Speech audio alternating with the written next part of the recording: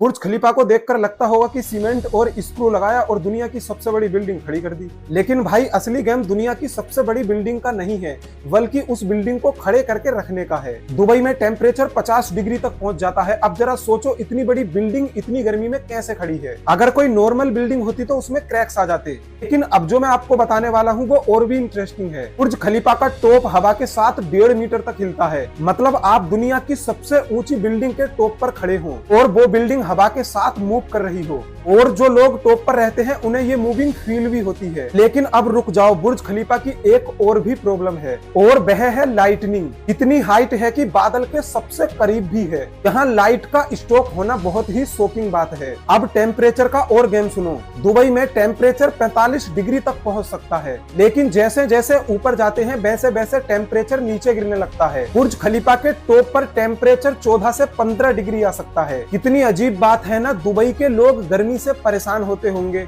और वहीं जो बुर्ज खलीफा के टॉप पर कुछ लोग बैठे हैं वे जैकेट पहन के बैठते होंगे। और भाई बुर्ज खलीफा के विंडो को क्लीन करना भी इतनी नॉर्मल बात नहीं है। इतनी सारी विंडो है कि क्लीनर को विंडो साफ करने में 3 महीने लगते हैं, और जब पूरी बिल्डिंग क्लीन हो जाती है तो वही काम दोबारा से शुरू कर दिया जाता है। और जो सबसे स्मार्ट चीज है वो अब सुनो। देखो बुर्ज खलीफा की वो एसी जो मॉइस्चर को पानी में कन्वर्ट करती है, उस पानी को भी वेस्ट नहीं किया जाता है। उस पानी को पहले कलेक्ट किया जाता है और फिर रिसाइकल किया जाता है। उसके बाद बिल्डिंग में दोबारा यूज किया जाता है। भाई साहब, बुर्ज खलीफा हाइट में ही लंबी नहीं है, बल्कि इसके अंदर की इंजीनियरिंग भी कमाल की है।